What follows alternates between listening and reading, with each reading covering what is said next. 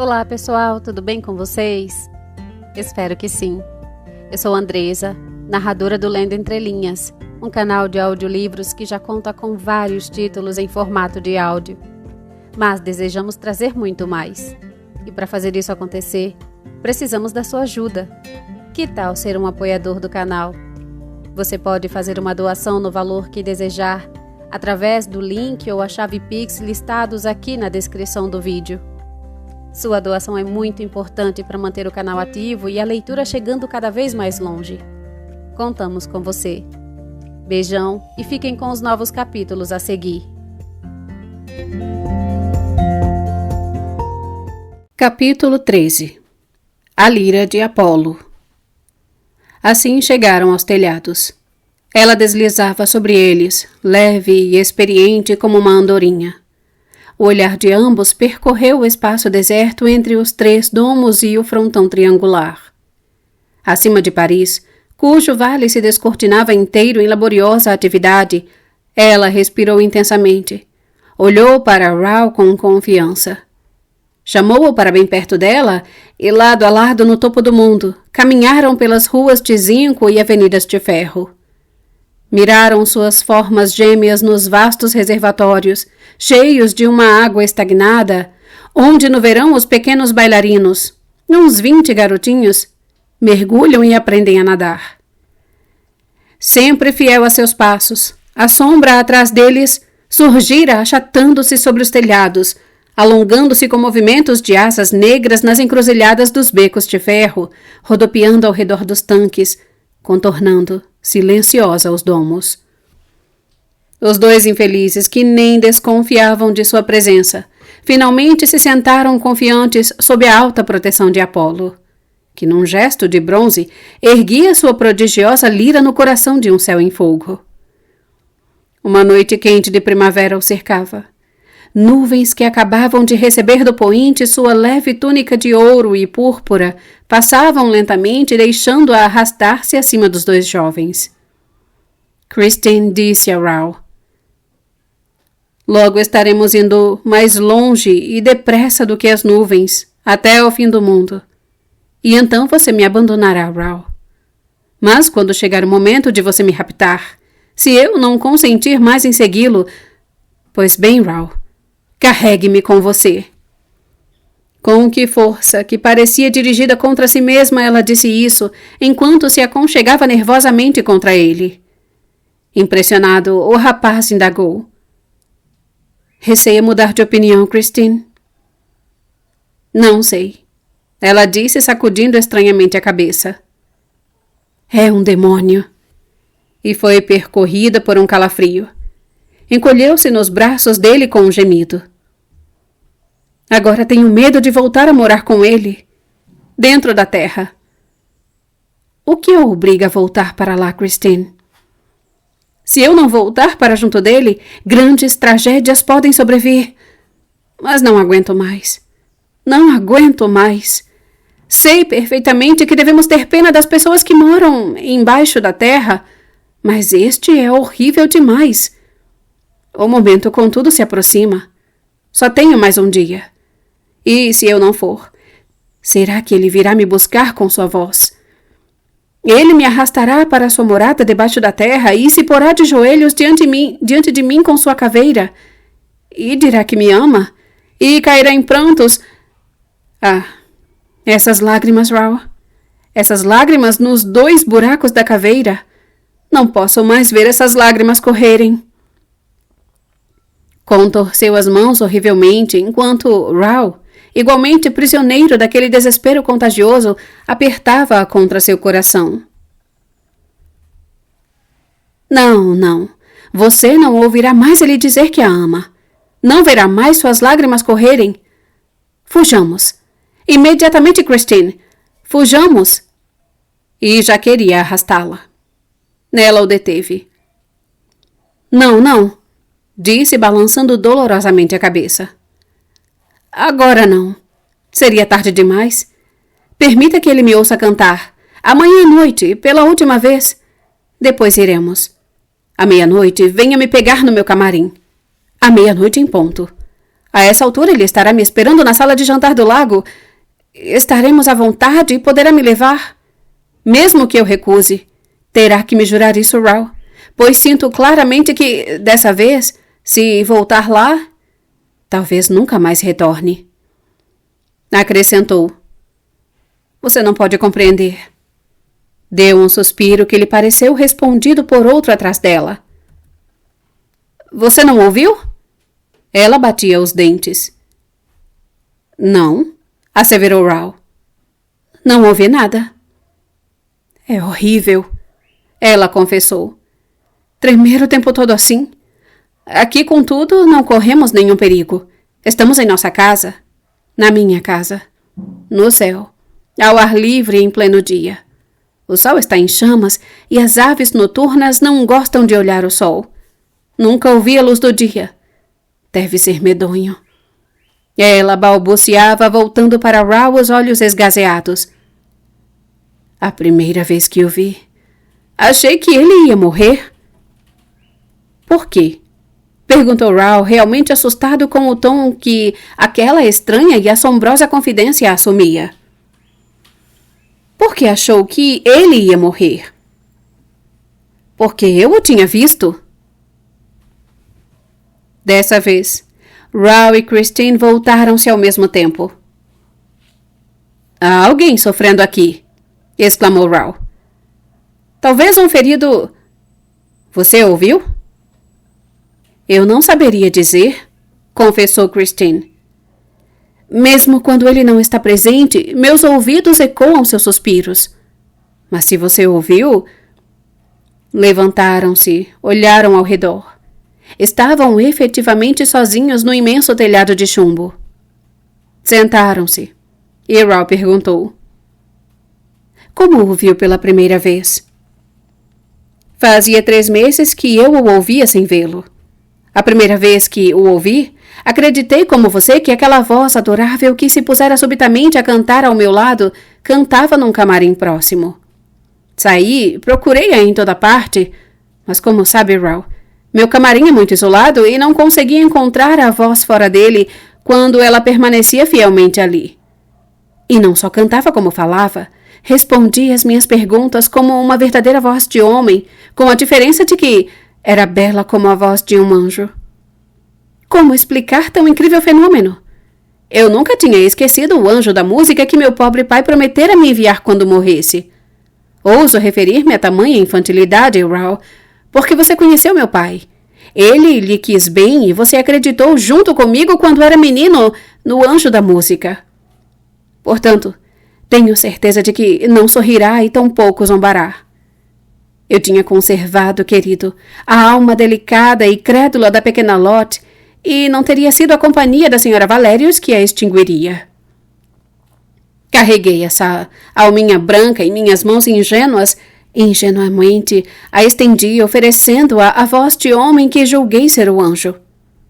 A culpa, de certa maneira, foi da minha mãe adotiva, a quem eu não escondia nada do inexplicável fenômeno. Ela foi a primeira a dizer: deve ser o anjo. Em todo caso, pergunte a ele. Foi o que fiz. E a voz de homem me respondeu que, com efeito, ela era a voz do anjo que eu esperava e que meu pai moribundo me prometera. A partir desse momento, uma grande intimidade se estabeleceu entre mim e a voz e depositei nela uma confiança absoluta. Ela me disse que descerá à terra para me fazer desfrutar das alegrias supremas da arte eterna e me pediu permissão para me dar aulas de música diariamente. Consenti com um ardor fervoroso e não falei a nenhum desses encontros, que desde o primeiro momento davam-se no meu camarim quando esse setor da ópera estava completamente deserto. Contar-lhe como foram essas aulas, nem você que ouviu a voz poderia fazer ideia. Claro que não. Não faço ideia, declarou o rapaz. Que música os acompanhava? Uma música desconhecida para mim, que soava atrás da parede e era uma correção incomparável. Como se não bastasse, amigo, parecia que a voz sabia exatamente em que ponto meu pai me deixara em meus estudos ao morrer e o método simples que ele usava. Assim, lembrando-me, ou melhor, minha voz, rememorando todas as lições passadas, e, junto com as presentes, dela se beneficiando instantaneamente, fiz progressos rápidos e prodigiosos que em outras condições teriam exigido anos. Não se esqueça de que sou muito frágil, querido, e que no princípio minha voz era pouco definida. Suas cordas graves achavam-se pouco desenvolvidas, os agudos eram duros demais e o registro médio velado. Foram essas deficiências que meu pai combatera e vencera temporariamente. Foram essas deficiências que a voz venceu definitivamente. Pouco a pouco fui aumentando o volume sonoro em proporções que minha antiga fraqueza não me permitia respirar. Aprendi a estender amplamente minha respiração. Mas, sobretudo, a voz me revelou o segredo de desenvolver os sons de peito numa voz de soprano. No fim, envolveu tudo isso no fogo sagrado da inspiração, despertando em mim uma vida ardente, devoradora, sublime. A voz possuía a virtude, ao ressoar, de me levar até ela. Colocava-me em uníssono com seu soberbo vôo. A alma da voz habitava minha boca e nela insuflava a harmonia. Ao fim de algumas semanas, eu não me reconhecia mais quando cantava. Estava inclusive assustada. Receei por um instante estar lidando com um sortilégio. Mas mamãe Valérios me tranquilizou. Ela sabia que eu era ingênua demais, dizia para me expor ao demônio. Por ordens expressas da voz, meus progressos constituíam um segredo entre ela, mamãe Valérios e eu. Coisa curiosa. Fora do camarim eu cantava com a minha voz de todos os dias e ninguém notava nada. Eu fazia tudo o que a voz queria. Ela dizia: espere e verá. Assombraremos Paris. E eu esperava. Vivia numa espécie de sonho encantado comandado pela voz. Nesse ínterim, Raul, vi você uma noite na plateia. Minha alegria foi tão grande que nem sequer pensei em escondê-la quando retornei ao camarim. Para nosso infortúnio, a voz já estava lá e percebeu claramente pelo meu semblante que havia alguma novidade. Perguntou-me o que eu tinha e não vi nenhum inconveniente em lhe contar nossa doce história, sem lhe dissimular o lugar que você ocupava no meu coração. A voz então se calou. Interpelei-a. Ela não me respondeu. Supliquei. Em vão. Morri de medo que ela tivesse partido para sempre. Antes tivesse ido, meu amigo. Voltei para casa naquela noite, completamente desesperada. Atirei-me no pescoço de mamãe Valérios. Sabia. A voz foi embora. Talvez não volte nunca mais. Ela ficou tão assustada quanto eu e me pediu explicações. Contei-lhe tudo. Ela disse: óbvio, a voz está com ciúme. Isso, meu querido, me fez ver que eu o amava. Aqui, Christine deteve-se por um instante. Aninhou a cabeça no peito de Raul e eles permaneceram por um momento calados nos braços um do outro. A emoção que experimentavam era tão intensa que não viram, ou melhor, não sentiram aos poucos, passos de onde estavam, deslocar-se a sombra rastejante de duas grandes asas negras que se aproximava, rente aos telhados. Tão perto deles quanto possível, fechando-se sobre eles, sufocando-os. No dia seguinte, prosseguiu Christine com um profundo suspiro. Foi bastante pensativa que me dirigi ao meu camarim. A voz me esperava. Oh, meu amigo, falou-me com uma grande tristeza. Declarou literalmente que, se eu viesse a dar meu coração a alguém na terra, não lhe restava a ela, a voz, senão retornar ao céu. Enunciou isso com uma ênfase de dor humana da qual, desde esse dia, eu deveria ter desconfiado e compreendido ter sido vítima de meus sentidos iludidos. Mas minha crença naquele espectro de voz, ao qual se misturava tão intimamente o pensamento de meu pai, permanecia absoluta. Nada me apavorava mais do que deixar de ouvi-la. Por outro lado, refleti sobre o sentimento que me impelia para você, Raul. Avaliei todo o inútil perigo de tal sentimento. Ignorava, inclusive, se você se recordava de mim. Seja como for, sua posição na sociedade me proibia para sempre cogitar em nossa união. Jurei a vós que você era apenas uma irmã para mim e nunca seria outra coisa, e que meu coração não cultivava nenhum amor terreno. Eis a razão, meu amigo, pela qual eu desviava os olhos quando, no palco ou nos corredores, você procurava atrair a minha atenção. A razão pela qual eu não o reconhecia, pela qual eu não o via. Nesse período, as horas das aulas que a voz me dava passavam-se num divino delírio. Nunca a beleza dos sons me possuía a tal ponto. Um dia a voz me disse: vai agora, Christine Daae, levar aos homens um pouco da música do céu. Como, justo aquela noite, que era a noite de gala, a Carlota não apareceu ao teatro. Como fui chamada para substituí-la? Não sei. Mas cantei. Cantei num enlevo indescritível. Sentia-me leve como se tivesse asas. Por um instante acreditei que minha alma em fogo deixara o meu corpo. Oh, Christine, disse Raoul, cujos olhos umedeceram a essa lembrança. Aquela noite meu coração vibrou a cada trinado de sua voz. Vi suas lágrimas escorrerem por suas faces pálidas e chorei com você. Como podia cantar? Cantar chorando. Minhas forças me abandonaram, disse Christine. Fechei os olhos. Quando os abri, você estava ao meu lado. Mas a voz também estava lá, Raoul. Receei por você e mais uma vez não quis reconhecê-lo, rindo quando você me lembrou que havia pegado minha echarpe no mar. Ai de mim. Ninguém engana a voz.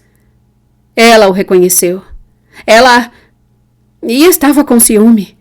Nos 2 dias subsequentes me fez cenas atrozes. Dizia: você o ama. Se não o amasse, não fugiria dele. Seria um ex-namorado cuja mão você apertaria como a de qualquer outro. Se não o amasse, não temeria ficar a sós, com ele e comigo no seu camarim. Se não o amasse, não o expulsaria. Basta! Eu disse à voz, irritada. Amanhã irei a Perros visitar o túmulo do meu pai. Pedirei ao Sr. Raoul de Chagny que me faça companhia.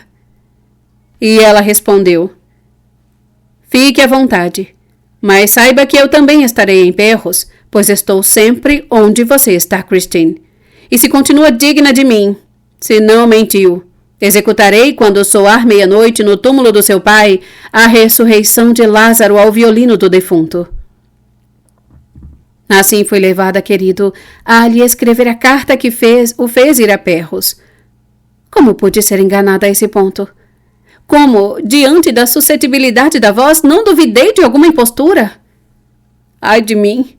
Eu não me pertencia mais. Eu era sua coisa. E os recursos de que a voz dispunha deviam facilitar e iludir uma criança como eu. Ora! Exclamou Raoul nesse ponto da história de Christine, em que ela parecia deplorar com lágrimas a perfeita inocência de um espírito muito pouco prudente. Ora, mas você logo veio saber a verdade. Como não saiu imediatamente desse abominável pesadelo? Saber a verdade? Raoul, sair desse pesadelo? Mas eu só entrei nele, infeliz, nesse pesadelo, no dia em que conheci essa verdade. Cale-se. Cale-se.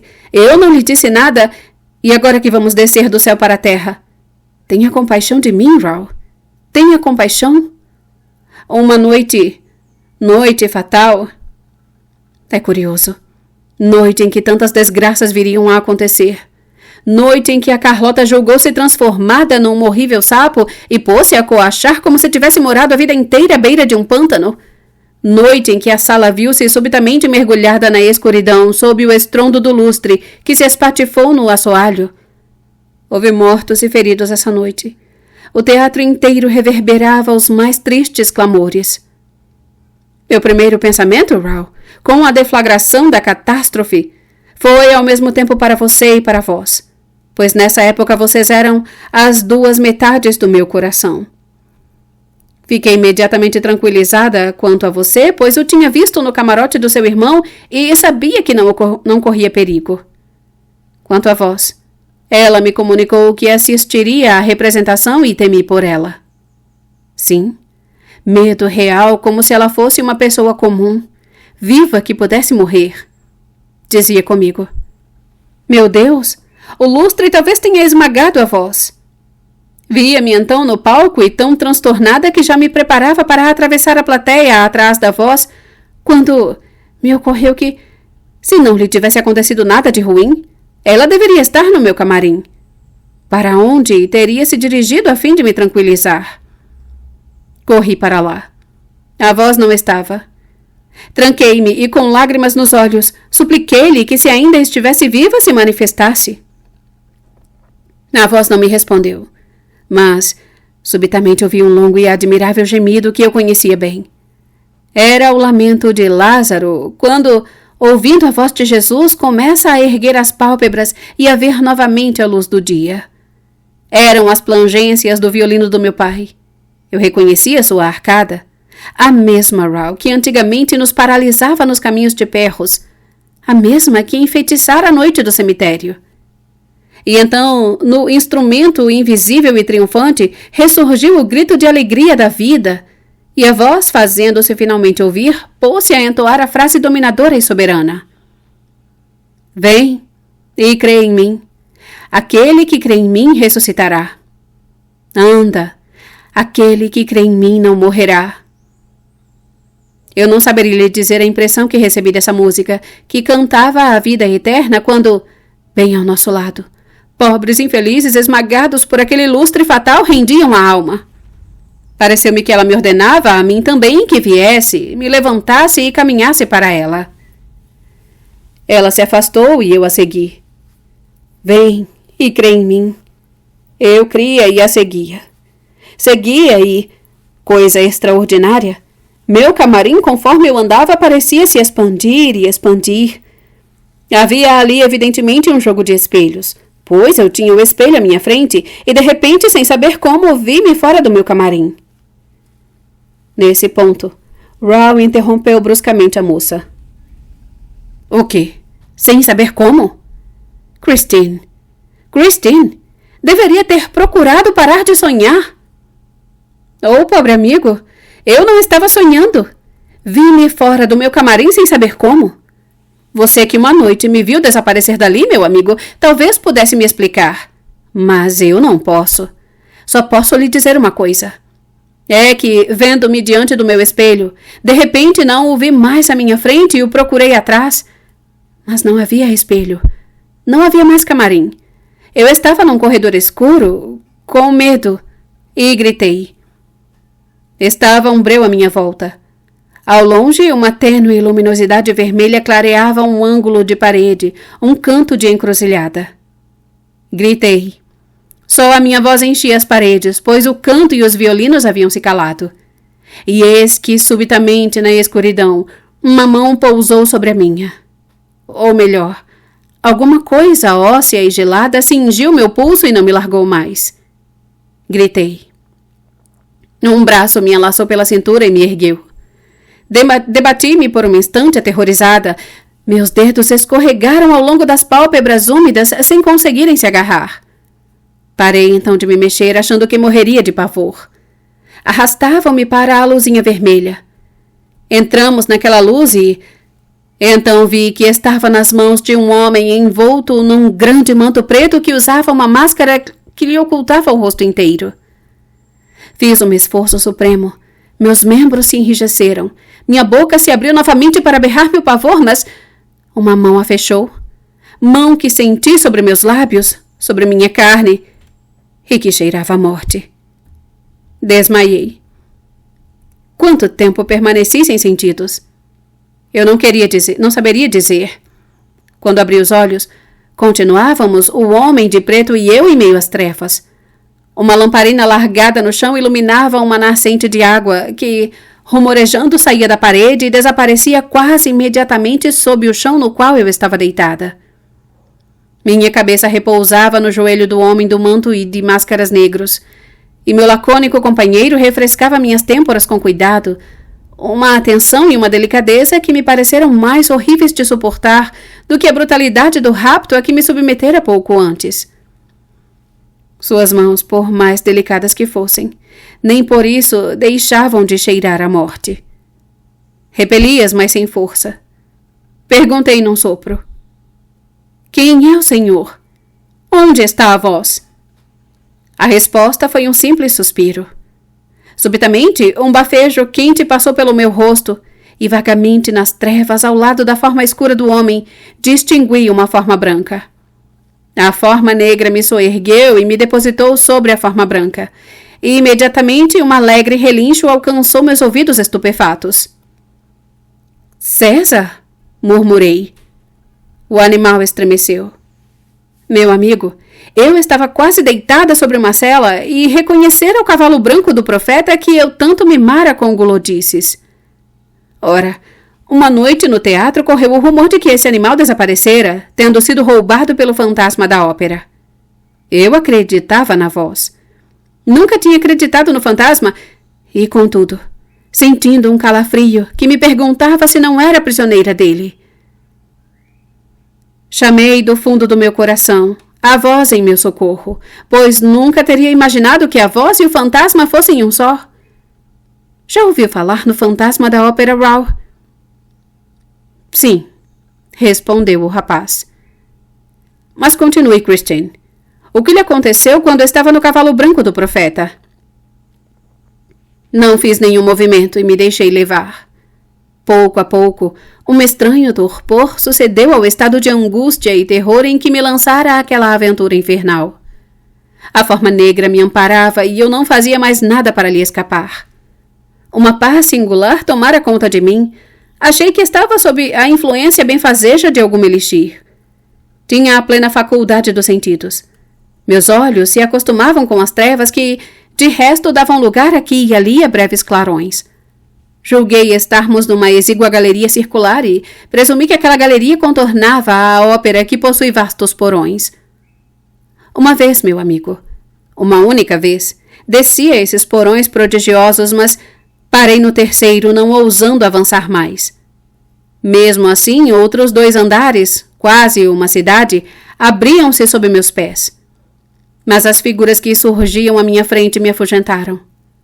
Lá há demônios negros diante de caldeirões e eles agitam pás e forcados, atiçam braseiros, acendem labaredas, ameaçam qualquer um que se aproximar, abrindo bruscamente a goela vermelha dos fornos.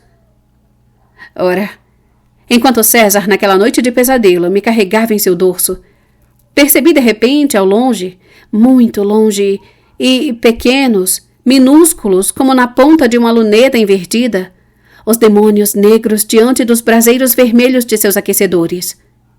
Iam e vinham. Reapareciam ao sabor aleatório de nossa caminhada. Por fim, desapareceram completamente. A forma de homem continuava a me amparar, e César caminhava sem guia e com um passo firme.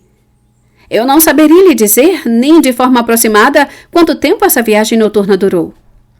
Tinha apenas a ideia de que rodávamos, descíamos numa inflexível espiral até o próprio coração dos abismos da terra. E com a cabeça que rodava. Não penso assim, sério? Não, eu estava incrivelmente lúcida. César, por um instante, ergueu as narinas, aspirou a atmosfera e acelerou um pouco sua marcha.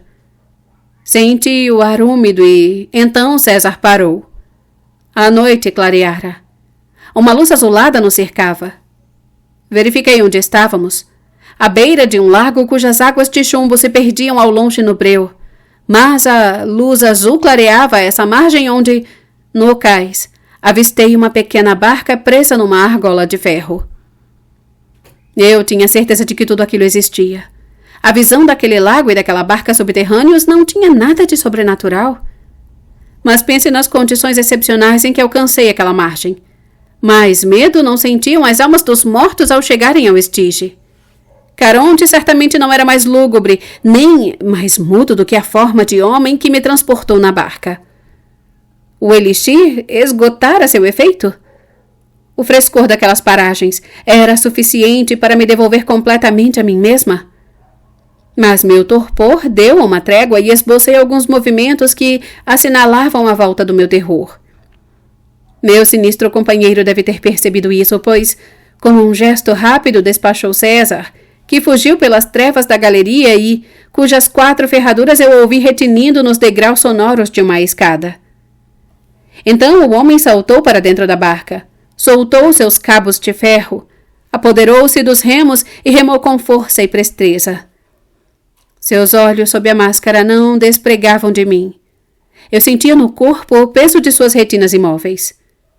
A água à nossa volta não fazia nenhum barulho. Deslizávamos dentro da luz, azulada a que me referi, e reemergimos completamente na noite e atracamos. A barca colidiu num corpo sólido e fui novamente carregada nos braços. Recobrei então as forças para gritar e gritei. E em seguida, bruscamente, calei-me agredida pela luz. Sim, uma luz ofuscante sob cujo foco me haviam depositado. Levantei-me de um pulo. Dispunha de todas as minhas forças, no centro de um salão que não me parecia ornado, decorado, mobiliado senão por flores magníficas e estúpidas por causa das fitas de seda que as prendiam em corabelhas, como se vendem nas lojas dos boulevares. Flores exageradamente civilizadas como as que eu tinha o costume de encontrar em meu camarim após cada estreia. Em meio àquela impregnação tipicamente parisiense, a forma negra do homem da máscara mantinha-se de pé, com os braços cruzados. E falou. Acalme-se, Christine. Você não corre perigo algum. Era a voz. Meu furor igualou minha estupefação. Investi contra aquela máscara e quis arrancá-la para conhecer o rosto da voz. A forma de homem me disse. Você não corre perigo algum, se não tocar na máscara. E, imobilizando delicadamente meus pulsos, fez-me sentar. Em seguida, pôs-se de joelhos à minha frente e não disse mais nada. A humildade daquele gesto devolveu-me um pouco de coragem. A luz, delineando todas as coisas à minha volta, restituiu-me a realidade da vida. Por mais extraordinária que pudesse parecer, agora a aventura cercava-se de coisas mortais que eu podia ver e tocar. As tapeçarias das paredes, os móveis, os archotes, os vasos e até as flores que eu poderia dizer de onde vinham em seus cestos dourados, e quanto haviam custado, confinavam fatalmente minha imaginação nos limites de um salão tão banal como muitos outros, que pelo menos tinham a desculpa de não se situarem nos porões da ópera. Sem dúvida eu estava às voltas com algum terrível excêntrico que, misteriosamente, se alojara nos porões como outros, por necessidade, e com a muda cumplicidade da administração, encontraram abrigo definitivo no alto daquela torre de Babel moderna, onde se armavam intrigas, onde se cantava em todas as línguas, onde se amava em todos os dialetos. E então a voz que eu reconhecera sob a máscara, que não fora capaz de escondê-la de mim. Era aquilo que estava diante de meus olhos à minha frente. Um homem. Deixei de pensar na situação em que me encontrava. Nem sequer me perguntei o que seria de mim e qual era o desígnio obscuro e friamente tirânico que me conduzira àquele salão, como quem encarcera um prisioneiro numa masmorra, uma escrava no harém. Não. Eu ruminava. A voz é isto? Um homem? E comecei a chorar. O homem, sempre de joelhos, sem dúvida compreendeu o sentido de minhas lágrimas, pois disse: É verdade, Christine. Não sou nem anjo, nem gênio, e nem fantasma. Sou Eric. Neste ponto, o relato de Christine foi mais uma vez interrompido. Pareceu aos dois que o eco repetira atrás deles. Eric. Que eco? Voltaram-se e perceberam que a noite se instalara. Ralph fez um movimento como se fosse se erguer, mas Christine prendeu-o junto a si. Fique. Precisa saber tudo aqui. Por que, Christine? Não quero que pegue a friagem da noite. Só devemos temer os alçapões, meu amigo, e aqui estamos na outra ponta do mundo dos alçapões. Além disso, não tenho o direito de vê-lo fora do teatro. Não é o momento de contrariá-lo. Não despertemos suas suspeitas. Christine, alguma coisa me diz que erramos em esperar até amanhã à noite e que deveríamos fugir imediatamente. Estou lhe dizendo que, se ele não me escutar cantar amanhã à noite, ele sofrerá infinitamente por isso. Difícil não causar sofrimento a Eric e escapar dele para sempre. Nesse ponto você tem razão, Raul, pois certamente com a minha fuga, ele morrerá. A jovem acrescentou com uma voz cava. Mas empatamos, pois corremos o risco de que ele nos mate. Então ele a ama de verdade? A ponto de cometer um crime? Mas sabemos onde mora. Podemos procurá-lo lá. A partir do momento em que Eric não é um fantasma, podemos falar com ele e inclusive obrigá-lo a responder. Christine balançou a cabeça. Não! Não! Não podemos nada contra Eric. Só podemos fugir. E como podemos fugir se você voltou para junto dele? Porque era preciso. Compreenderá isso quando souber como sair de sua morada. Ah, que ódio tenho dele! Exclamou Raul. E você, Christine? Responda. Preciso que me responda para escutar com mais calma a continuação dessa extraordinária história de amor. E você? Odeia-o?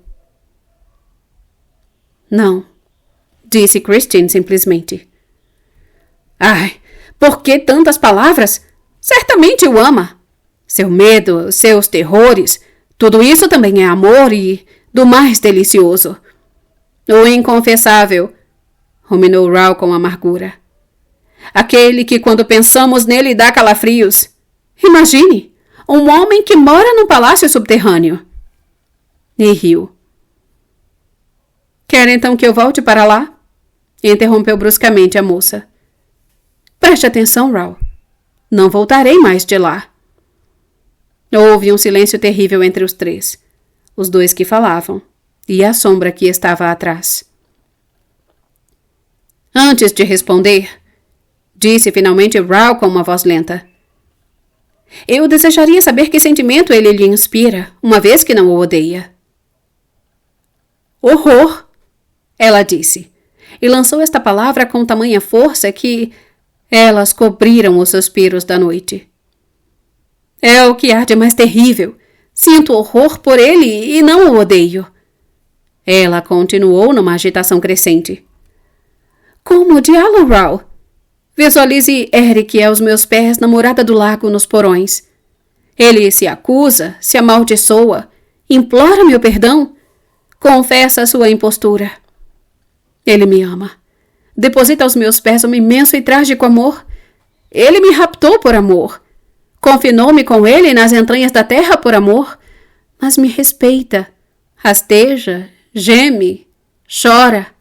E quando me levanto, Raul, quando lhe digo que não posso senão desprezá-lo caso não me devolva prontamente a liberdade que ele me roubou, coisa inacreditável, ele concorda. Só me resta partir. Ele está pronto a me mostrar o misterioso caminho. Contudo, ele também se levantou e vejo-me obrigada a lembrar que, se ele não é um fantasma, e não é um anjo, nem gênio, não deixa de ser a voz, pois canta. E escuto-a, e fico. Aquela noite não trocamos mais nenhuma palavra. Ele tomara uma harpa e começou a cantar para mim. Ele, voz de homem, voz de anjo, a romança de Desdémona. A lembrança que eu tinha de havê-la eu mesma cantado me envergonhava. Meu amigo, há uma virtude na música que faz com que não exista mais nada no mundo exterior afora os sons que vêm bater em nosso coração. Minha mente extravagante... Minha extravagante aventura foi esquecida. Somente a voz revivia e eu a seguia inebriada em sua viagem harmoniosa. Eu fazia parte do rebanho de Orfeu. Ele me levou para passear na dor, na alegria, no martírio, no desespero, no júbilo, na morte e no triunfante Himeneu. Eu escutava. Ela cantava. Cantou para mim canções desconhecidas e me fez ouvir uma música nova que me causou uma estranha impressão de doçura, langor, repouso. Uma música que, após efervescer minha alma, apaziguou-a gradativamente, conduzindo-a ao limiar do sonho. Adormeci. Quando despertei, estava sozinha num divã, num quartinho simples, mobiliado com uma banal cama de mogno, as paredes forradas com estampados de Juillet e iluminado por uma lamparina pousada no mármore de uma velha cômoda Luís Felipe. Que decoração nova era aquela? Eu passava a mão na testa como se expulsando um mau sonho. Ai de mim! Não demorei muito a perceber que não tinha sonhado. Estava prisioneira e não podia sair do meu quarto senão para entrar numa toalete das mais confortáveis, com água quente e fria à vontade. De volta ao quarto, percebi sobre a minha cômoda um bilhete escrito com tinta vermelha, me informando sobre a minha triste situação e que, se ainda fosse necessário, teria tirado todas as minhas dúvidas sobre a realidade dos fatos. Minha querida Christine, dizia o papel, fique absolutamente tranquila quanto à sua sorte. Você não tem no mundo amigo melhor nem mais respeitoso do que eu. Está sozinha por um momento nessa morada que lhe pertence. Saí brevemente para fazer algumas compras e lhe trazer toda a roupa branca e de cama de que possa precisar. Francamente, exclamei, caí nas mãos de um louco. O que será de mim? E quanto tempo esse miserável pensa me manter confinada numa prisão subterrânea? Vasculhei meu pequeno apartamento feito uma insensata, procurando uma saída que não encontrei. Acusava-me amargamente pela minha estúpida superstição e sentia um prazer terrível em zombar da total inocência com que recebi, através das paredes, a voz do gênio da música. Quando se é assim tão tola, deve-se esperar pelas catástrofes mais terríveis, e todas elas são merecidas. Minha vontade era me açoitar, e comecei a rir de mim e a chorar por mim ao mesmo tempo. Foi nesse estado que Eric me encontrou. Após dar 3 batidinhas secas na parede, ele entrou tranquilamente por uma porta que eu não detectara e que ele deixou aberta. Carregava caixas e pacotes, e os depositou sem pressa em minha cama, enquanto eu o xingava de todos os nomes e o intimava a tirar aquela máscara, se com ela tinha pretensão de dissimular um rosto honesto. Ele me respondeu com grande serenidade. Você nunca verá o rosto de Eric. E me criticou por ainda não ter feito minha toalete àquela hora do dia. Dignou-se a me instruir que eram 2 da tarde. Deu meia hora para que eu me arrumasse. Dizendo isso, tomou o cuidado de acertar meu relógio. Convidou-me a depois passar à sala de jantar, onde um excelente desjejum, ele me anunciou, nos esperava. Faminta bati a porta na cara dele e entrei no gabinete de toalete. Tomei um banho após colocar ao meu lado uma magnífica tesoura com a qual estava firmemente decidida a me suicidar se Eric, após ter agido feito um louco, deixasse de agir como um homem direito. O frescor da água me fez muito bem, e quando reapareci diante de Eric, tinha tomado a sensata resolução de não confrontá-lo nem melindrá-lo no que quer que fosse, de, se necessário, adulá-lo para obter minha pronta liberdade. Foi ele o primeiro a falar de seus planos para mim. E, segundo ele, a fim de me tranquilizar, fez sua exposição da situação. Sentia grande prazer com a minha companhia para privar-se dela imediatamente, como em certo momento havia consentido na véspera diante da expressão indignada do meu pavor. Eu devia compreender que agora não tinha motivos para ficar assustada ao vê-lo ao meu lado. Ele me amava, mas só se declararia se eu o permitisse, e o resto do tempo se resumiria à música. O que entende por resto do tempo? Perguntei. Ele me respondeu com firmeza. 5 dias. E depois estarei livre?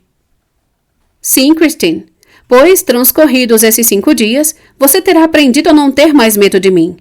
E então, de tempos em tempos, voltará para visitar o pobre Eric. O tom com que ele pronunciou estas últimas palavras me comoveu profundamente. Pareceu-me descobrir nelas um desespero tão real e digno de pena que ergui para a máscara uma expressão enternecida. Não podia ver os olhos atrás dela, o que não diminuía em nada o estranho mal-estar que eu sentia ao interrogar aquele misterioso quadrado de seda preta. Mas, sob o pano, na ponta da barba da máscara, surgiram 1, 2, 3, 4 lágrimas. Silenciosamente ele me apontou um lugar à sua frente, um pequeno banquinho que ocupava o centro do aposento, onde, na véspera, ele tocara a harpa para mim. E sentei-me perturbadíssima. Comi com apetite alguns lagostins, uma asa de frango regada com um pouco de vinho de Tokai, que ele mesmo trouxera. Afirmava das adegas de Königsberg, antigamente frequentadas por Falstaff. Quanto a ele, não comia nem bebia. Perguntei sua nacionalidade e se aquele nome, Erik, não revelava uma origem escandinava. Ele me respondeu que não tinha nome nem pátria e que adotara Erik por acaso. Perguntei-lhe por que, uma vez que me amava, não usara de outro meio para me comunicar isso sem ser me raptando, me confinando nas entranhas da terra. É muito difícil, eu disse, ser amada dentro de uma tumba. Cada um tem o encontro que pode, ele respondeu num tom singular. Em seguida, levantou-se e estendeu-me a mão, pois queria, dizia, fazer-me as honras de seu apartamento. Mas retirei bruscamente minha mão da sua, dando um grito. O que tocara era ao mesmo tempo macio e ósseo, e lembrei que suas mãos cheiravam a morte. Oh, perdão, ele gemeu, e abriu uma porta à minha frente. Eis o meu quarto. É bastante curioso de visitar. Quer vê-lo? Não hesitei. Suas maneiras, suas palavras, tudo em seu aspecto me dizia para ter confiança, e depois eu sentia que não precisava ter medo. Entrei. Pareceu-me penetrar numa câmara mortuária. As paredes eram todas forradas de preto, mas, em lugar das lágrimas brancas que costumam complementar esse fúnebre ornamento, viam-se sobre uma enorme partitura musical as notas repetidas de Ré. No centro do quarto havia um pálio do qual pendiam cortinas de brocado vermelhas e, sob esse pálio, um caixão aberto. Ao ver aquilo, recuei. É aí dentro que durmo, disse Erik. Convém habituar-se a tudo na vida, mesmo na eternidade. Desviei a cabeça, tão sinistra era a impressão daquele espetáculo. Meus olhos toparam então com o teclado de um órgão que ocupava uma parede inteira. Sobre a estante havia um caderno todo rabiscado com notas vermelhas. Pedi permissão para dar uma espiada e li na primeira página. Dom Juan triunfante. Sim, ele explicou. Às vezes componho. Faz 20 anos que comecei esse trabalho. Quando estiver pronto, me acompanhará neste caixão e não despertarei mais. Deve trabalhar o mínimo possível, comentei. Trabalho às vezes 15 dias e 15 noites seguidos, durante os quais vivo apenas de música e depois descanso anos. Quer tocar alguma coisa para mim do seu Dom Juan triunfante? Perguntei, julgando-lhe dar prazer e superando a repugnância que sentia, permanecendo naquele receptáculo da morte. Nunca me peça isso, ele respondeu com uma voz trágica. Esse Dom Juan não foi escrito com as palavras de um Lorenzo da Ponte, inspirado pelo vinho, os amores vis e o vício, finalmente castigado por Deus. Se for sua vontade, tocarei Mozart, que fará suas belas lágrimas correrem e lhe inspirará honestas reflexões, mas o meu Dom Juan arde, Christine, e mesmo assim não é fulminado pelo fogo do céu. Nesse momento, voltamos para o salão que acabávamos de deixar. Observei que não havia espelhos em nenhum cômodo daquele apartamento. Ia comentar com ele, mas Erik acabava de se sentar ao piano e disse: Preste atenção, Christine. Existe uma música tão terrível que consome todos os que se aproximam dela. Felizmente, você ainda não alcançou essa música, pois perderia suas cores vívidas e não seria mais reconhecida em seu retorno a Paris. Cantemos a ópera, Christine. Repetiu. Cantemos a ópera, Christine Daae. Como se me lançasse uma injúria. Mas não tive tempo de me deter no tom que dera às suas palavras. Começamos imediatamente o dueto de Otelo, e a catástrofe já se abatia sobre nossas cabeças. Dessa vez, ele me reservara o papel de Desdémona, que cantei com um desespero e pavor reais que nunca atingiram até aquele dia. A proximidade daquele parceiro, em vez de me aniquilar, me inspirava um terror magnífico. Os acontecimentos de que eu era vítima me aproximavam singularmente do pensamento do poeta e alcancei treinados que deslumbraram o músico. Quanto a ele, sua voz era trovejante, sua alma vingadora acentuava a cada nota e aumentava terrivelmente sua potência. O amor, o ciúme e o ódio explodiam à nossa volta em gritos dilacerantes. A máscara negra de Eric evocava a máscara natural do Mouro de Veneza. Era o próprio Otelo. Julguei que ele iria me golpear, que eu cairia sob seus golpes. Não obstante, não fazia qualquer movimento para fugir dele, para evitar seu furor como a tímida Desdémona. Ao contrário. Aproximava-me dele, atraída, fascinada, enfeitiçada pela morte no centro daquela paixão. Contudo, antes de morrer, eu quis conhecer aqueles traços desconhecidos que o fogo da arte eterna devia transfigurar para carregar sua imagem sublime no último olhar. Quis ver o rosto da voz, e instintivamente, com um gesto do qual não fui soberana, pois não me controlava mais, meus dedos ágeis arrancaram a máscara. Oh, horror! Horror, horror! Christine fez uma pausa diante daquela visão que ela ainda parecia afastar com suas 2 mãos trêmulas, enquanto os ecos da noite, assim como tinham repetido o nome de Eric, repetiam 3 vezes o clamor. Horror! Horror! Horror! Raoul e Christine, mais estreitamente unidos ainda pela ignomínia da história, ergueram os olhos para as estrelas que brilhavam num céu sereno e límpido. Raoul diz: é estranho, Christine, como esta noite tão doce e calma é sublimada por gemidos. Parece que ela se lamenta junto como nós 2. Ela responde: agora que vai conhecer o segredo, seus ouvidos, como os meus, vão captar todas as lamentações. Ela aprisiona as mãos protetoras de Raoul nas suas e, estremecida por um longo calafrio, continua: oh, sim. Vivesse eu 100 anos, continuaria a ouvir o clamor soberano que ele emitiu. O grito de sua dor e sua raiva infernais, enquanto uma coisa aparecia aos meus olhos imensos de horror, assim como minha boca que não se fechava e, contudo, deixara de gritar. Oh, a coisa, Raoul! Como não ver mais a coisa? Se meus ouvidos estão para sempre habitados pelos seus gritos, meus olhos estão para sempre assombrados pelo seu rosto. Que imagem! Como deixar de vê-la e como fazê-lo ver? Raoul, você viu as caveiras quando crestadas pelos séculos e talvez, se não foi vítima de um terrível pesadelo, tenha visto a caveira dele na noite de Perros. Também viu a morte vermelha no último baile de máscaras, mas todas essas caveiras eram imóveis e seu horror silencioso não vivia. Agora imagine se for capaz, a máscara da morte pondo-se a viver de repente e, com os 4 buracos negros de seus olhos, nariz e boca, exprimir a cólera em seu mais alto grau, a fúria soberana de um demônio. E não havia olhar nos buracos dos olhos, pois, como eu soube mais tarde, nunca se percebe em seus olhos incandescentes, exceto pela noite profunda. Colada à parede, eu devia parecer a própria imagem do pavor, como ele, Ardaedium des.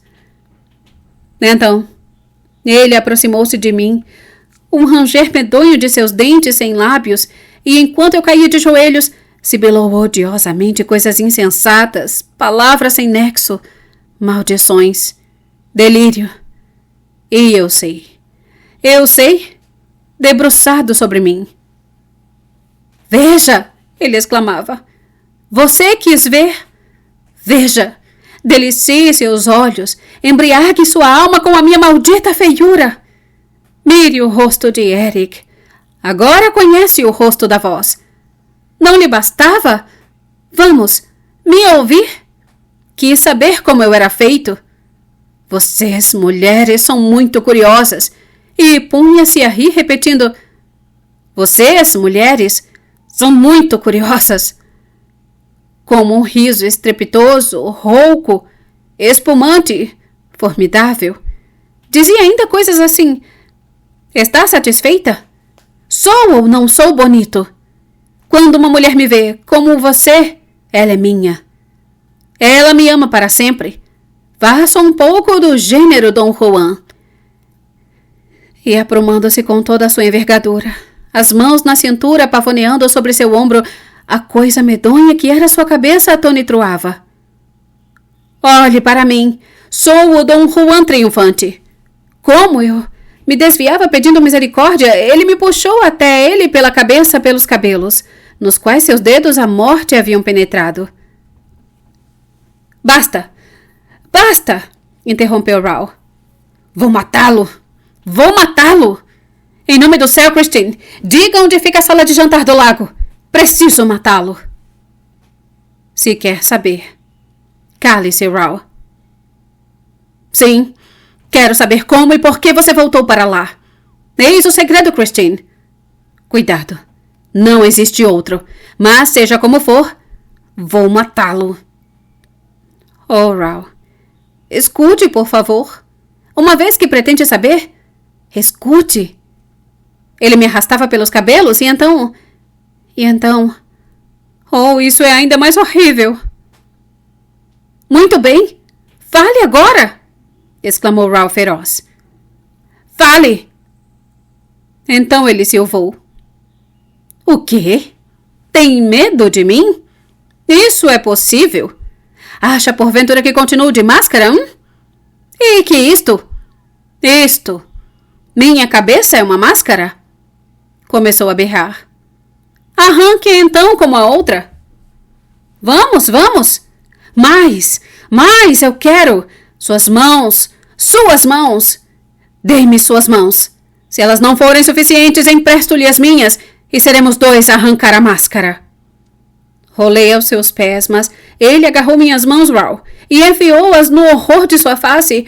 Com as minhas unhas arrancou as carnes, suas horríveis carnes mortas. Aprenda! Aprenda! Ele chamava do fundo de sua garganta que resfolegava feito uma forja. Aprenda que sou todo feio de morte, da cabeça aos pés, e que é um cadáver que a ama e jamais irá abandoná-la. Jamais! Vou mandar ampliarem o caixão, Christine, para mais tarde, quando consumarmos nossos amores. Veja, parei de rir, está vendo? Choro por você, Christine, que me arrancou a máscara e por causa disso nunca mais poderá me deixar. Enquanto podia me julgar belo, Christine, você podia voltar. Sei que teria voltado, mas agora que conhece minha fealdade, fugiria para sempre. Conservou então comigo. Diabos! Por que quis me ver? Insensata! Tresloucada, Christine, quis me ver. Quando nem sequer meu pai me viu e minha mãe, para não me ver mais, me abandonou chorando com a minha primeira máscara. Ele finalmente me largara e agora se arrastava no assoalho, emitindo soluços horríveis. Em seguida, feito um réptil, rastejou, deslizou para fora do cômodo, penetrou em seu quarto cuja porta se fechou e fiquei sozinha, entregue ao meu horror e às minhas reflexões, porém livre da visão da coisa. Um prodigioso silêncio. O silêncio do túmulo sucedera a essa tempestade, e pude refletir nas terríveis consequências do gesto que arrancara a máscara. As últimas palavras do monstro haviam sido bem claras. Eu estava aprisionada para sempre e minha curiosidade seria a causa de todas as minhas desgraças. Ele não se cansara de me advertir. Repetira que eu não corria nenhum perigo enquanto não tocasse na máscara. E eu fizera isso. Amaldiçoei minha imprudência, mas, num arrepio, constatei que o raciocínio do monstro era lógico. Sim, eu teria voltado se não tivesse visto seu rosto. Ele já me comovera, interessara, inspirara compaixão, mesmo com suas lágrimas mascaradas, o suficiente para que eu não me mostrasse insensível ao seu pedido. Em suma, eu não era uma ingrata e sua proibição não podia me fazer esquecer que ele era a voz e que me reconfortara com seu gênio. Eu teria voltado. E agora, fora daquelas catacumbas, certamente não voltaria. Ninguém volta para se fechar num túmulo com um cadáver que a ama. Sua maneira desvairada de me olhar durante a cena, ou melhor, de aproximar de mim os 2 buracos negros de seus olhos invisíveis, me deu uma noção da selvageria de sua paixão. Para não ter me tomado em seus braços quando eu não lhe oferecia nenhuma resistência, aquele monstro tinha de ser anjo também, e talvez no fim das contas fosse um pouco o anjo da música, tendo-o sido integralmente se Deus o houvesse vestido com a beleza, em vez de trajá-lo com a podridão.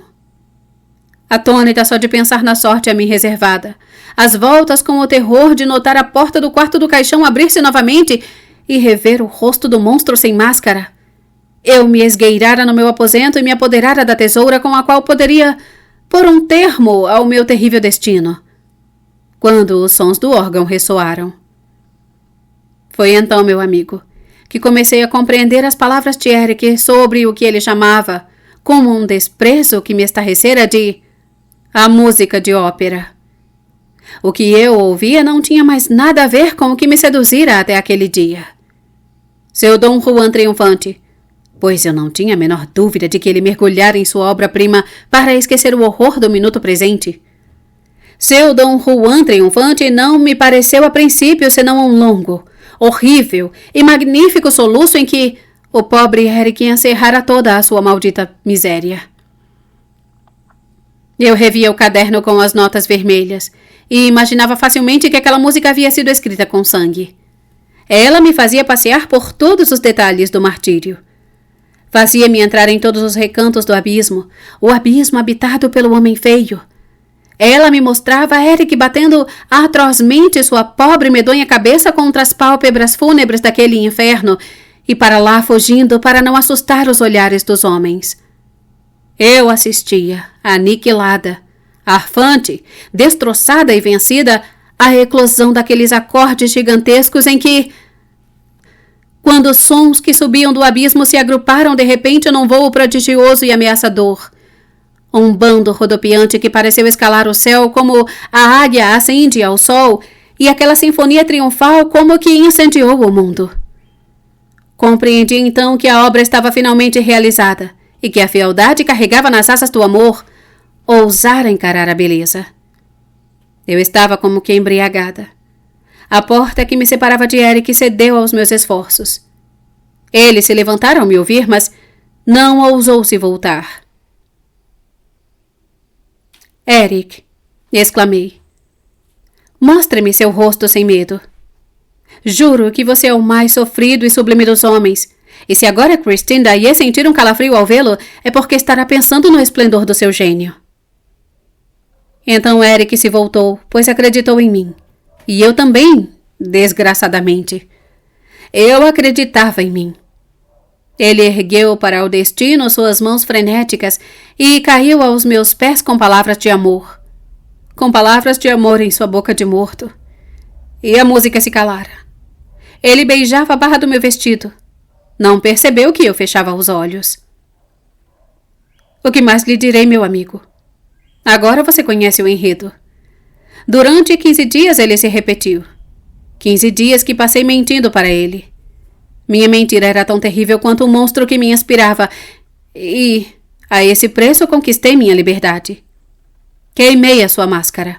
E o fiz tão bem que, mesmo quando não cantava mais, ele ousava buscar um de meus olhares como um cão medroso rondando as pernas do seu dono.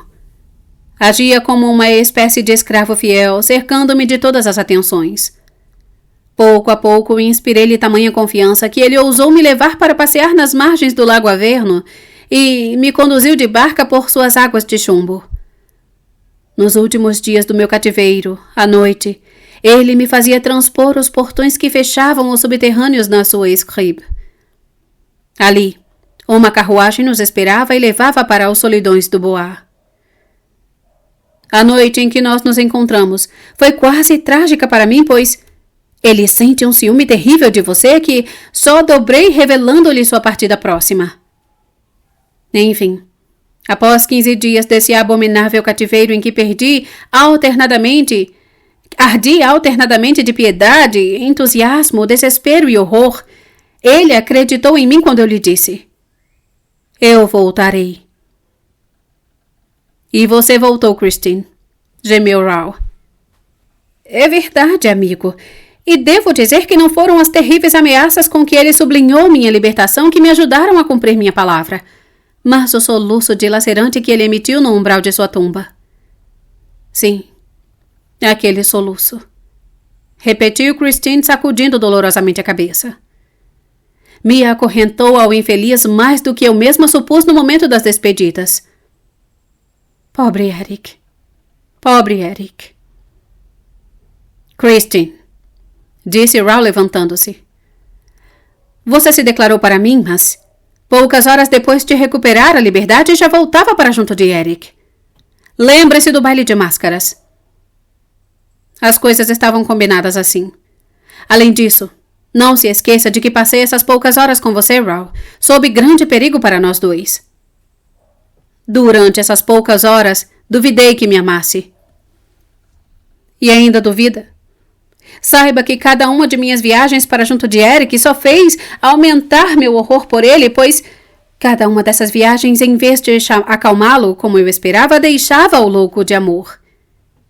E tenho medo. Medo. Medo. Está com medo? Mas me ama? Se Eric fosse bonito, você me amaria, Christine? Infeliz? Por que desafiar o destino? Por que me perguntar coisas que escondo no fundo de minha consciência como se esconde o pecado? Ela se levantou por sua vez, cingiu a cabeça do rapaz com seus formosos braços trêmulos e disse: Oh, meu noivo, por mais um dia. Se eu não o amasse, não lhe daria meus lábios. Pela primeira e última vez. Ei-los. Ele os aceitou. Mas a noite que os rodeava rasgou-se com tamanho estrondo que eles fugiram como se diante da aproximação de uma tempestade. Antes que desaparecessem na floresta das cumeeiras, seus olhos, onde morava o horror a Eric, mostraram-lhes bem no alto acima deles uma imensa ave noturna que os fitava com seus olhos de brasa e parecendo agarrada nas cordas da lira de Apolo. Capítulo 14. Um golpe de mestre do Mago dos Alçapões. Raoul e Christine correram. Fugiam do telhado onde estavam os olhos de brasa perceptíveis apenas na noite profunda. E só foram parar no 8º andar, descendo em direção à terra. Aquela noite não havia espetáculo e os corredores da ópera estavam desertos. Subitamente um vulto bizarro surgiu diante deles, barrando-lhes o caminho. Não! Por aqui não! E o vulto indicou-lhes outro corredor pelo qual deviam alcançar as coxias. Raoul queria parar e pedir explicações. Vão! Depressa! Ordenou aquela forma vaga, dissimulada numa espécie de opalanda e com um barrete de ponta na cabeça. Christine já arrastava Raoul, obrigando-o a correr mais ainda. Mas quem é? Quem é esse? Perguntou o moço. Christine respondeu. É o persa. O que ele trama por aqui? Não faço ideia. Ele está sempre na ópera. O que está me obrigando a fazer é covarde, Christine, disse Raoul transtornado. Está me obrigando a fugir. É a primeira vez na minha vida. Bah, replicou Christine, começando a se acalmar. Na verdade, acho que fugimos da sombra da nossa imaginação. Se realmente avistamos Eric, eu deveria tê-lo deixado preso na lira de Apolo como as corujas nas paredes das nossas fazendas bretãs, e ele seria carta fora do baralho. Meu bom Raoul, para isso teria primeiro de subir até a lira de Apolo. Não é uma escalada fácil. Os olhos de brasa estavam lá. Ah, ei-lo agora como eu, inclinado a vê-lo em toda parte. Mas depois refletimos e concluímos. O que tomei pelos olhos de brasa não passavam sem dúvida de 2 estrelas que olhavam a cidade através das cordas da lira. E Christine desceu mais um andar. Raoul a seguia. Disse: Uma vez que está decidida a partir, Christine, torno a assegurar que é preferível ir imediatamente. Por que esperar pela manhã? Talvez ele tenha nos escutado esta noite. Não. Ele está trabalhando no seu Dom Juan triunfante, repito. Não está preocupado conosco. Você tem tanta certeza que não para de olhar para trás. Vamos ao meu camarim. Em vez disso, encontremo-nos fora da ópera.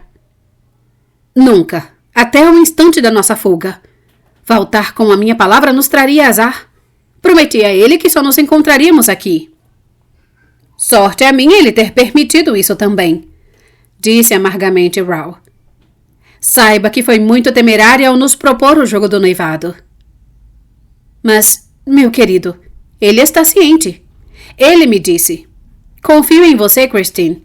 O Sr. Raoul de Chagny está apaixonado por você e deve partir. Antes de partir, que seja tão infeliz quanto eu. E o que significa isso, por favor? Eu é que deveria lhe perguntar, meu amigo. Então, somos infelizes quando amamos? Sim, Christine. Quando amamos e não temos certeza de ser amados.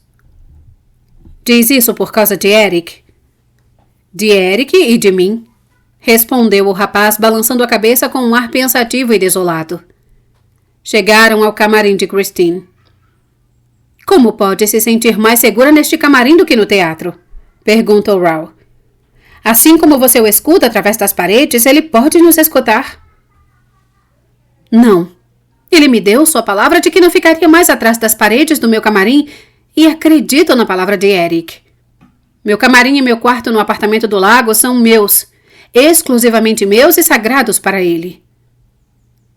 Como conseguiu deixar esse camarim e ser transportada para o corredor escuro, Christine?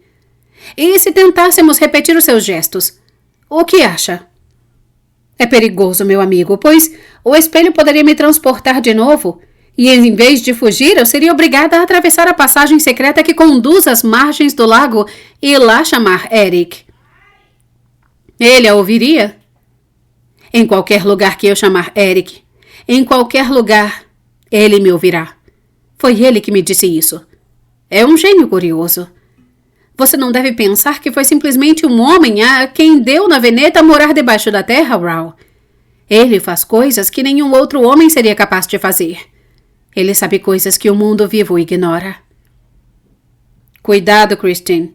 Você vai convertê-lo num fantasma. Não, não é um fantasma. É um homem do céu e da terra. Só isso. Um homem do céu e da terra. Só isso. Que jeito de falar. E continua determinado a fugir? Sim, amanhã. Quer que eu lhe diga por que gostaria de vê-la fugir esta noite? Diga, meu amigo. Porque amanhã você terá desistido.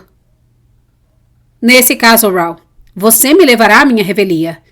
Não foi o combinado? Então aqui amanhã à noite. À meia-noite estarei no seu camarim, disse o rapaz taciturno. Aconteça o que acontecer, cumprirei minha promessa. Você não disse que após assistir ao espetáculo, ele deve esperá-la na sala do jantar do lago? Com efeito, foi lá que ele marcou comigo.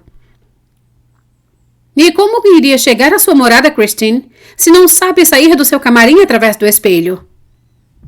Ora, diretamente pela beira do lago? Atravessando todos os subterrâneos? Pelas escadas e corredores onde passam os maquinistas e o pessoal do serviço? Como guardaria segredo de uma empreitada como essa? Todo mundo seguiria Christine Daae e ela chegaria com uma multidão às margens do lago. Christine tirou uma chave enorme de dentro de um baú e mostrou-a a Raoul. O que é isso? É a chave do gradeado para o portão da rua Scribe. Compreendo, Christine. Dá acesso ao lago. Dê-me essa chave, por favor. Jamais? Ela respondeu energicamente. Seria uma traição. Subitamente, Raoul viu Christine mudar de cor. Uma palidez mortal se espalhou em suas feições. Oh, meu Deus! Ela exclamou. Eric! Eric, tenha piedade de mim! Cale-se! Ordenou o rapaz. Não me disse que ele pode ouvi-la? Mas a atitude da cantora tornava-se cada vez mais inexplicável. Ela entrelaçava os dedos, repetindo com o semblante alterado. Oh, meu Deus! Oh, meu Deus! O que há? O que há? Implorou Raoul. O anel. O que tem o anel? Por favor, Christine, volte a si.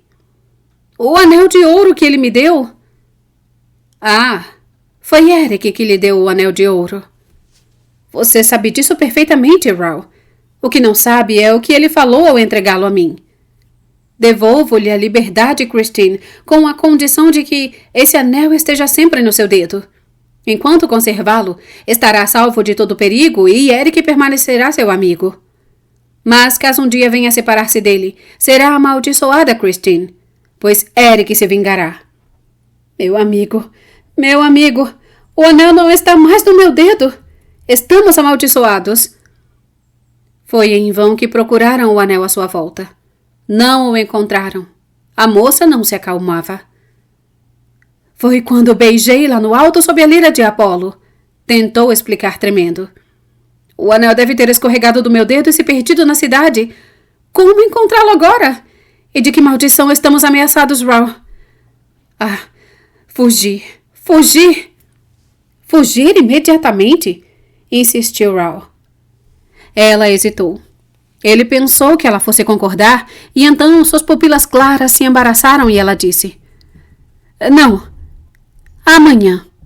E deixou-o precipitadamente numa perplexidade absoluta, continuando a entrelaçar os dedos, sem dúvida na esperança de que o anel assim reaparecesse. Quanto a Raoul, voltou para casa preocupadíssimo com o que ouvira. Se eu não tirá-la das mãos desse charlatão, disse em voz alta em seu quarto ao se deitar, ela estará perdida. Mas eu a salvarei. Apagou sua vela. E nas trevas sentiu necessidade de insultar Eric e berrou 3 vezes. Charlatão! Charlatão! Charlatão! De repente soergueu-se num cotovelo. Um suor frio correu por suas têmporas. 2 olhos incandescentes como fornalhas acabavam de se acender ao pé da sua cama. Olhou-o fixamente, terrivelmente na escuridão. Embora valente, Raoul mesmo assim tremia. Avançou a mão tateante, hesitante e incerta sobre a mesa de cabeceira. Tendo encontrado a caixa de fósforos, acendeu. Os olhos desapareceram. Pensou inquieto. Ela me disse que seus olhos só eram percebidos no escuro. Desapareceram com a luz, mas talvez ele ainda esteja aqui. Levantou-se. Procurou, inspecionou, olhou debaixo da cama feito uma criança. Achou-se ridículo e disse em voz alta: Em que acreditar? Em que não acreditar nesse conto de fadas? Onde termina o real? Onde começa o fantástico? O que ela viu? O que imaginou ver? Acrescentou fremente. Eu mesmo o que vi. Vi realmente olhos incandescentes ainda há pouco? Ou eles só reluziam em minha imaginação? Eis que já não tenho mais certeza de nada, e não juraria nada quanto a esses olhos. Voltou para a cama. Mais uma vez apagou a luz. Os olhos reapareceram. Oh! Suspirou Raoul. Sentado na cama, encarou-os também o mais valentemente que podia. Após um silêncio que ele ocupou juntando coragem, gritou de repente: É você, Eric! Homem, gênio ou fantasma? É você? Refletiu. Se for ele, está na sacada. Então correu de pijama até um pequeno móvel no qual as apalpadelas, pegou um revólver. Armado, abriu a porta-janela. A noite estava um gelo. Raoul só teve tempo de espiar na sacada deserta e voltar fechando a porta. Deitou-se novamente arrepiado com o revólver na mesa de cabeceira ao seu alcance. Mais uma vez soprou a vela. Os olhos continuavam ali ao pé da cama. Estavam entre a cama e a vidraça da janela, ou atrás da janela, isto é, na sacada. Eis o que Raoul queria saber. Também queria saber se aqueles olhos pertenciam a um ser humano. Queria saber tudo. Então, com paciência e frieza, sem perturbar a noite circundante, o rapaz pegou seu revólver e apontou. Mirou nas 2 estrelas de ouro, que continuavam a observá-lo com um brilho singular e imóvel. Mirou um pouco acima das 2 estrelas. Claro, se aquelas estrelas fossem olhos, se acima daqueles olhos houvesse uma testa, e se Raoul não fosse muito inepto... A detonação deflagrou-se com um estrépito terrível na paz da casa adormecida. E enquanto passos se precipitavam nos corredores, Raoul em sua cama, o braço estendido, pronto para atirar de novo, observava. Dessa vez as 2 estrelas haviam desaparecido. Luz, gente, o conde Felipe terrivelmente ansioso. O que há, Raoul? Acho que sonhei, respondeu o rapaz. Atirei em 2 estrelas que me impediam de dormir. Está delirando? Está doente? Vamos, Raoul, o que aconteceu? E o conde tomou-lhe o revólver. Não estou delirando. De toda forma, logo saberemos. Levantou-se, enfiou um hobby de chambre, calçou seus chinelos, pegou uma vela das mãos de um criado e, abrindo a porta, voltou à sacada, onde constatou que a janela fora atravessada por uma bala na altura de um homem. Raoul debruçou-se na sacada com sua vela. Oh! Sangue! Sangue! Aqui, ali, mais sangue! Melhor assim, um fantasma que sangra. É menos perigoso. Riu. Raoul! O conde o sacudia como se quisesse arrancar um sonâmbulo de seu perigoso sono. Não estou dormindo, meu irmão, protestou Raoul impaciente. Pode ver esse sangue como qualquer um. Julguei estar sonhando e atirando em 2 estrelas. Eram os olhos de Eric e este é o sangue dele. Acrescentou subitamente inquieto. No fim, talvez eu tenha errado em atirar e Christine é bem capaz de não me perdoar por esse gesto. Tudo isso não teria acontecido se eu tivesse tido a precaução de fechar as cortinas da janela ao me deitar. Raoul, enlouqueceu de repente? Acorde! Insiste? Faria melhor, meu irmão, me ajudando a procurar Eric. Pois, enfim, um fantasma que sangra deve poder ser encontrado. O criado do conde falou. É verdade, senhor. Há sangue na sacada. Um criado trouxe uma lamparina e, à sua luz, foi possível examinar o ambiente. Os vestígios de sangue seguiam o balaustre da sacada e iam juntar-se a uma calha, subindo então ao longo desta. Você atirou num gato, meu velho, concluiu o conde Felipe. Ah, maldição! Disse Raoul com uma nova risada que soou dolorosamente nos ouvidos do conde. Isso não é nada impossível. Com Eric nunca se sabe. Será Eric? Será o gato? Será o fantasma? Será carne ou sombra? Não. Com Eric nunca se sabe. Raoul começava a dar esse tipo de declarações bizarras que, íntima e logicamente, correspondiam às preocupações do seu espírito e que faziam tão bem após as confidências estranhas, e ao mesmo tempo reais e aparentemente sobrenaturais de Christine Daae. E essas declarações contribuíram sobremaneira para convencer muita gente de que o cérebro do rapaz estava destrambelhado. O próprio conde se persuadiu disso, e mais tarde, no relatório do comissário de polícia, o juiz de instrução não teve dificuldade em concluir pela mesma coisa. Quem é Eric? Perguntou o conde, apertando a mão do irmão. É meu rival. E se não está morto, azar o dele. Com um gesto expulsou os criados. A porta do quarto se fechou, deixando os 2 Chagny sós. Mas as pessoas não se afastaram tão rápido que o camareiro do conde não pudesse ouvir Raoul pronunciar clara e energicamente. Hoje à noite raptarei Christine Daae. Essa frase foi repetida mais tarde ao juiz de instrução Ferré. Mas nunca se soube exatamente o que foi falado entre os 2 irmãos durante essa entrevista. Os criados contaram que aquela não era a primeira desavença que os levava a se trancar. Ouviam-se gritos através da parede, não paravam de mencionar uma artista chamada Christine Daae. No desjejum que o conde tomava em seu gabinete de trabalho, Felipe deu ordens para chamarem seu irmão. Raoul chegou lúgubre e mudo. A cena foi bem curta. O conde. Leia isto. Felipe estende um jornal ao seu irmão. Lê porque, com o dedo aponta a nota abaixo. O visconde a contragosto lendo. Uma grande notícia no Faubourg. Há a promessa de casamento entre a senhorita Christine Daae, artista lírica, e o senhor Visconde Raoul de Chagny.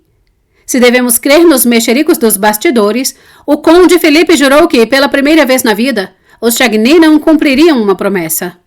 Tendo em vista que, na ópera e em qualquer outro lugar, o amor é todo-poderoso, perguntamo-nos de que meios dispõe o conde Felipe para impedir seu irmão, o visconde, de conduzir ao altar a nova Margarida.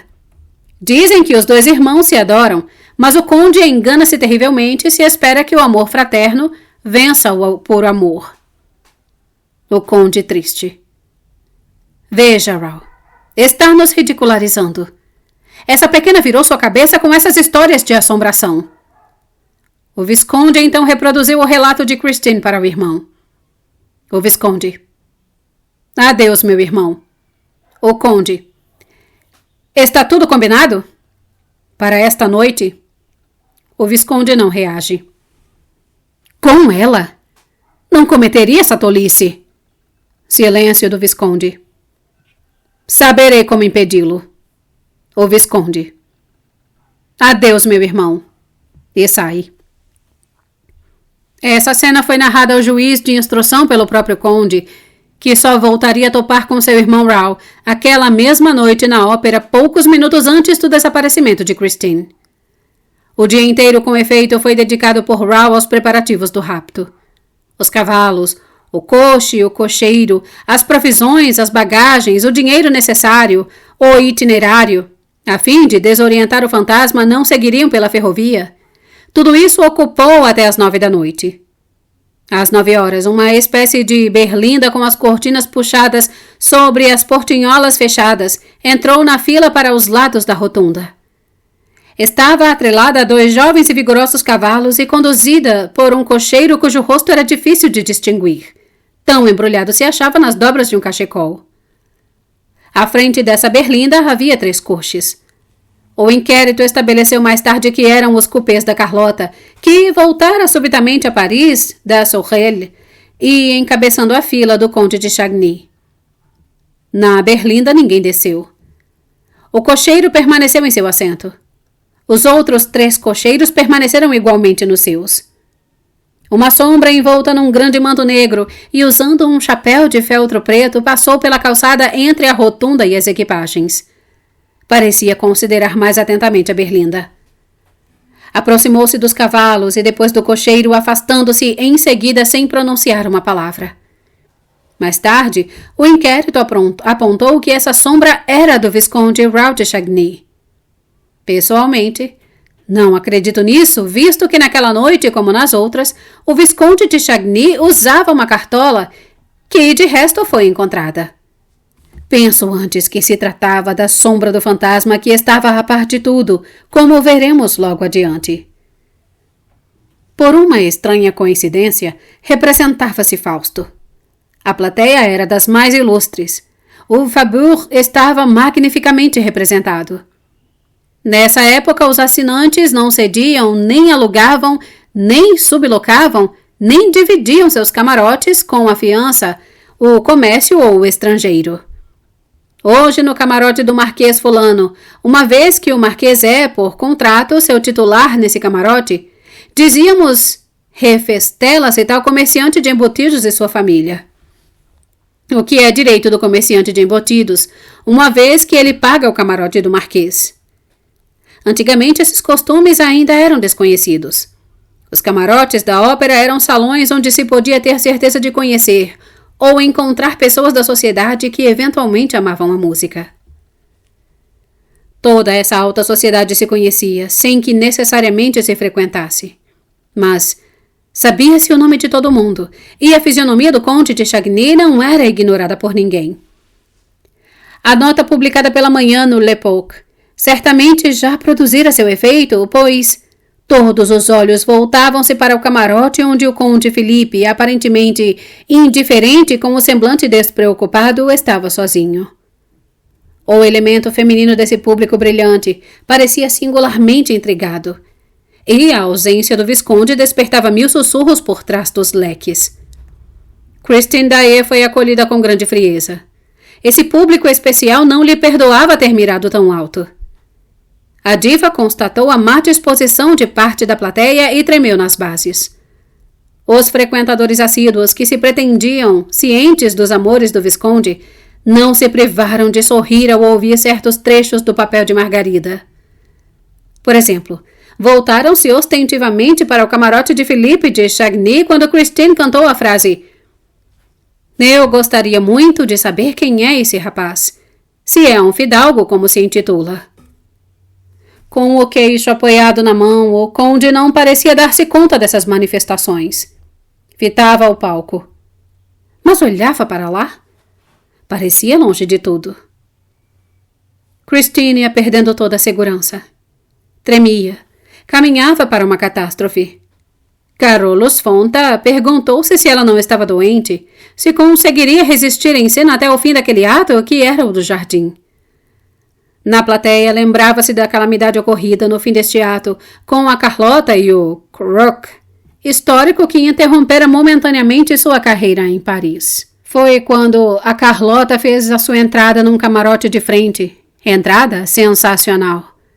A pobre Christine ergueu os olhos para aquele novo objeto de comoção.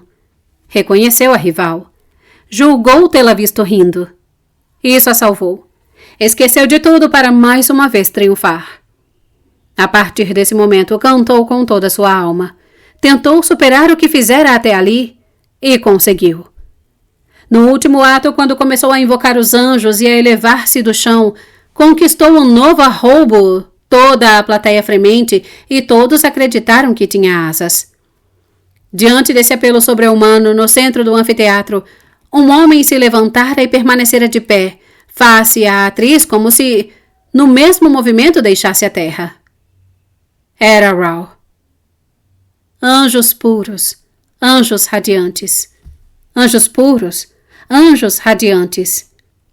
E Christine com os braços estendidos, a garganta em brasa, envolta na glória de sua cabeleira solta sobre os ombros desnudos, lançava o clamor divino.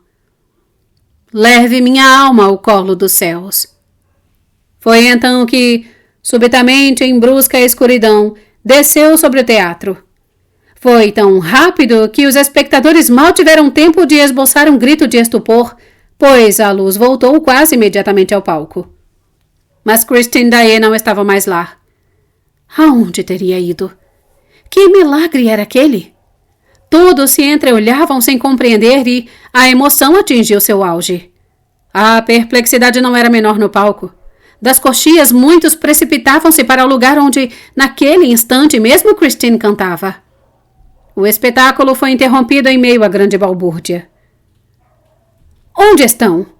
Onde se metera Christine? Que sortilégio a arrebatara de milhares de espectadores entusiastas e até mesmo dos braços de Carolus Fonta? A propósito, não era descabido perguntar se, atendendo à sua prece inflamada, os anjos não a tinham realmente carregado corpo e alma para o colo dos céus. Raoul, ainda de pé no anfiteatro, deu um grito. Em seu camarote, o conde Philippe levantou-se. Voltando-se para o palco, para o conde, para Raoul, todos se perguntavam se aquele curioso acontecimento não tinha ligação com a nota pública em certo jornal naquela mesma manhã. Mas Raoul deixou apressadamente o local. O conde desapareceu do seu camarote e, enquanto o pano descia, os assinantes precipitaram-se para a entrada das coxias. Numa zoeira inenarrável, o público esperava um comunicado. Todo mundo falava ao mesmo tempo. Todo mundo pretendia explicar como as coisas haviam se passado. Uns diziam: ela caiu dentro de um alçapão. Outros: ela foi carregada para as frisas. A infeliz talvez tenha sido vítima de um novo efeito especial inaugurado pela nova direção. Outros ainda: foi uma emboscada. A consciência do desaparecimento e da escuridão prova isso cabalmente.